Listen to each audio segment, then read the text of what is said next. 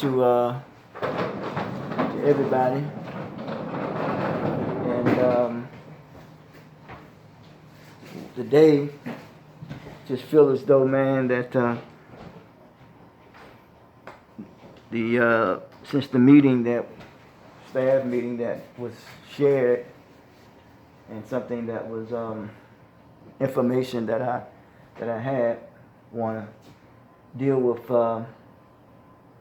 something that deals with overcoming distorted thinking. And there was a brother by the name of who's one of the most influential, 100 influential people in Chicago, and he goes by the name of Elijah Muhammad. They call him, he's known as the Honorable Elijah Muhammad. The reason why I say that, because he said, one of his students, the Honorable Louis Farrakhan, said that Elijah Muhammad said that vision stems from the source of one's thinking. Vision stems from the source of one's thinking. Because we want to deal with, one's thinking, which means how you see yourself. Yeah. And where do you see yourself, not only in the present, but where do you see yourself in the future? And once we come to that conclusion, then we would take the necessary steps. Whatever in the manner and way in which we see ourselves, we will proceed in that manner, in that way. And even how we perceive and see others. If you see another individual and you don't think that he's worthy of respect, more than likely you will disrespect him. Francis Wilson said, if a people don't respect themselves, they won't protect themselves. So, but I know that we yearn to learn what we earn, and that is respect. So, as a foundational stone, I will proceed on.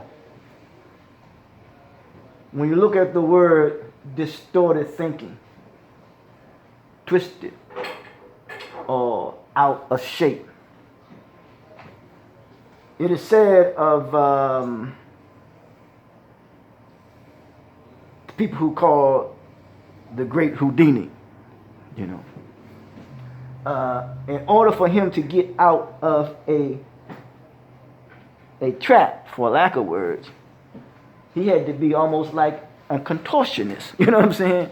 How he twists and shapes his body in order to get out of that situation that he's in, twist himself and twist his body. That is his body, but we're talking about overcoming distorted thinking, which means when it comes to our mind, something that it also is associated with something that is misleading or false account of something, or when one tries to give a false impression about him or herself. People can tend to think more highly of themselves than they ought to. Their reputation precedes them. I remember the story about what they call a karate expert, and the student was beating the teacher, and the student could wind up hurting the teacher, but the teacher tricked the student, and the teacher wind up, hurting the student, but his reputation preceded him. He wasn't all that which he said that he was. There's a saying that made your words your character speaks louder than your words, So, but when you deal with overcoming distorted thinking, misleading, false account, and impression. You know, when someone is given, someone does, they're looking for a person who may have done a particular crime, but then someone can give a false account on that particular individual. Then therefore that particular individual would do a crime that he did not do, based upon somebody giving a false account of that particular individual. And remember, there's a key word there: misrepresented. Misrepresented. Now, in this country, they say no taxation without representation is tyranny. A tyrant is a cruel, mean-spirited individual. And misrepresentation. So you cannot tax me or place a burden on me when you don't represent me. You don't represent my point of view. You don't represent my philosophy. You don't represent me. You don't represent my interests. You don't have my best interests at heart. So you are misrepresenting me. So how are you going to place a burden on me when you really don't know me and you really don't care about me? Maya Angelou said this. She says, you will forget what a person say, but you never will forget what a person do to you. Huh? Yeah. That's key. You forget what a person say, but you won't forget what a person do to you. That's why I said that if a person don't teach you right, he ain't going to treat you right. Elijah Muhammad said that. If a person don't teach you right, he's not going to treat you right. So we want to overcome these feelings of depression, these feelings of anxiety that we may have. You know, because what does it do? It does this. A feeling of anxiety deals with worries and fears that is strong enough to interfere with one's daily life or daily activity. A lot of times we're dealing with worries and fears. And it's strong enough, it has a grip on us that it interrupts and interferes our daily activities. What we are required to do, what we are supposed to do, and the manner and way in which we go about doing it. But we must overcome distorted thinking. If we don't overcome or learn and put forth and continue to put forth the effort to overcome it, it's going to interfere what we should do when it comes to even goal settings and the dreams and the aspirations that we have. And even if we make it simple here, even in what's required for you all to do here when it comes to chores or whatever and the meetings or what have you, something is strong, has a strong enough grip on you that is interfering what is required for you. Think about it in the human sense. The human being, as a baby, is weak, fragile. But yet, he or she must learn to strengthen him or herself as he or she engages in nature or the natural order of things. For example, some of you, and even I, have been down in our lives. And somehow or another, we were weakened because something was interrupting us from becoming a good-hearted or a successful individual or on the progress of doing what's right. We were weak at one time. But then all of a sudden, something clicked in your mind or someone came in your life and pushed you on a road that will strengthen you to get you out of the situation that you're in, to change that you will be able to overcome distorted thinking. Think about that now. Because someone or something that's in you that we need to tap into that gives us the strength to keep on moving on in spite of. No one can represent you but you. No one can represent you but you. No one can place a burden on you. You or I must carry our own weight. Yeah.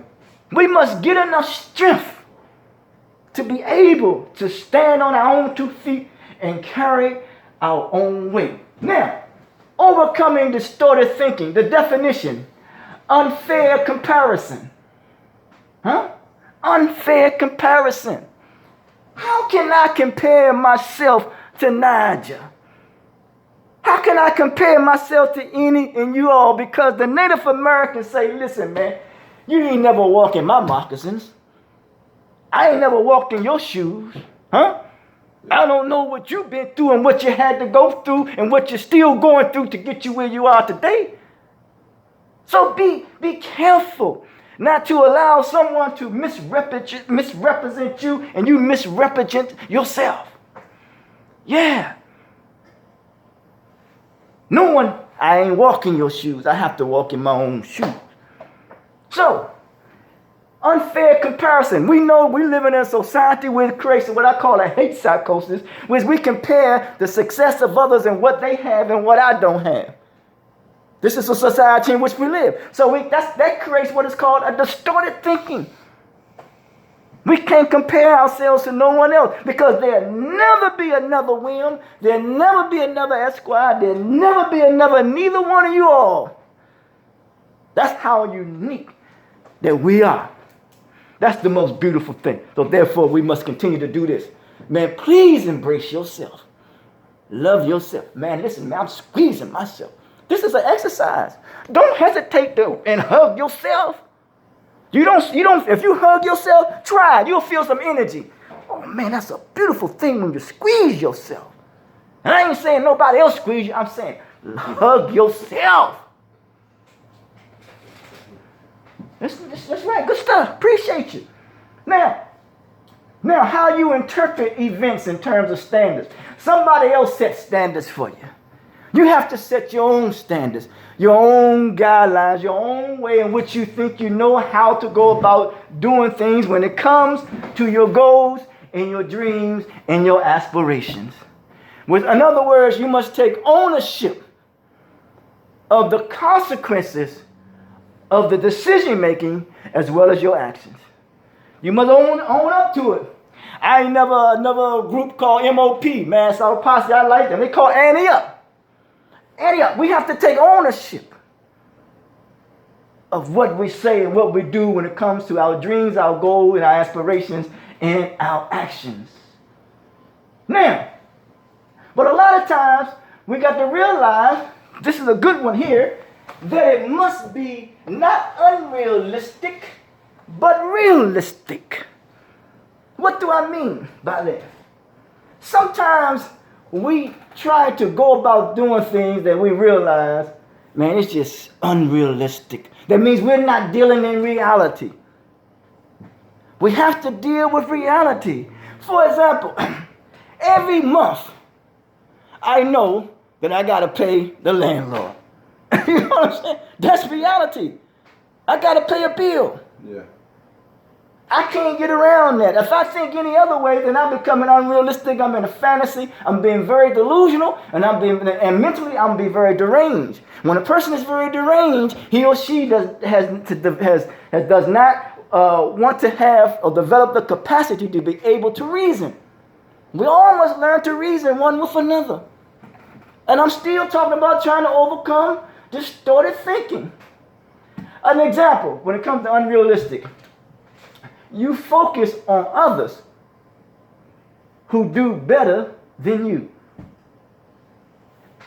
Unrealistic. You say, you focus on others who do better than you or who are doing better than you. So we got to put the focus on who? On ourselves. Not nobody else, so we can't go around blaming nobody else. The focus must be on us. Yeah. Now, and then you find yourself in here. This is another good one here. When you put the focus on someone, it says inferior. That means you start to feel little. You can't feel little. Don't you know that you are big in your eyes?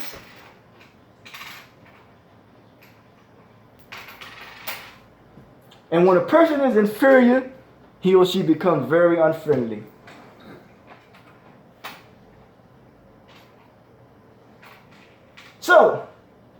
Says inferior in comparison. Another, she's more successful than I am, and others did better than I on the test. The key to it all, when it talks about overcoming distorted thinking, this is the thing that we must accept.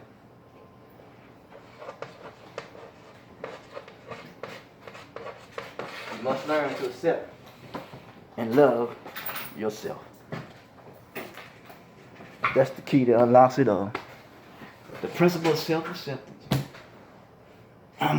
You William. I'm Ken. You Nigel. I'm Esquire. I'm Frank. He's Stanley. Accept yourself, man. Accept yourself. Accept yourself, man. When you accept yourself, you love yourself. When you love yourself, you treat yourself right. Yeah. And when you treat yourself right, you know you treat others right. Yeah. And another word is used, you gotta not only be realistic, but you gotta be what? You gotta be fair, man. Be fair. Be fair. Be honest.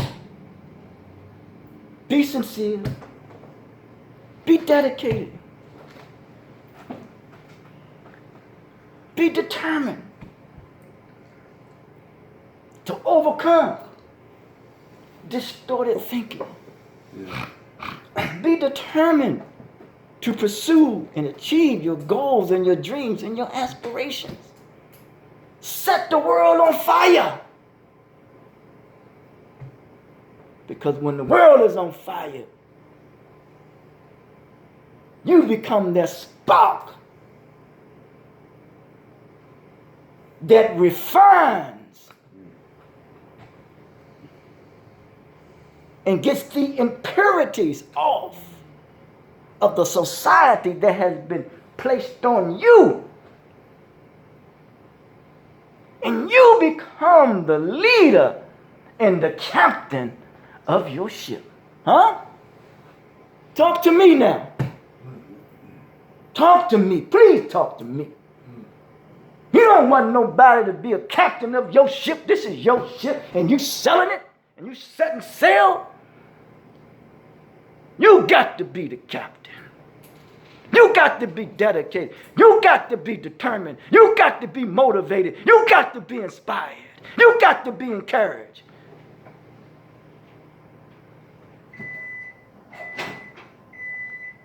So if you leave here that this day, from this moment, man, take control. Say, I'm the captain of this ship.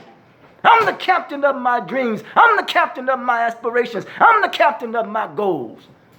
I'm the captain of my desires. I'm the captain of my urges that we have, that I will control my urges as much as I can in order that I can achieve my dreams and my aspirations and my objectives. But it's going to take sacrifice. It's going to take commitment. It's going to take dedication. It's going to take you to push yourself a little harder. And lo and behold, if you don't know, you're already doing it. Don't think you ain't doing it. Each step you take, you're taking the step forward to achieve your goals, your dreams, and your aspirations. Each step, just by you're processing it now. That you're overcoming it right now. You're here to try to overcome things that has been an impediment in your life or hindrance in your life, things that have been in your way. It is in you. And nothing can stop you, man. The only thing that can stop you is who? Yourself. Is yourself. Yes. But there isn't a resistance in you that says, I will refuse not to allow myself to get in the way. Huh? There is a resistance. It is a natural resistance that is in you. So I say tap into that resiliency, Because resiliency is the author of success. Yeah. Any questions, comments, concerns, or challenges? What was that thing? Is it vision comes from what? Vision is the source of your thinking. Vision is the source of your thinking. I like that. Yes.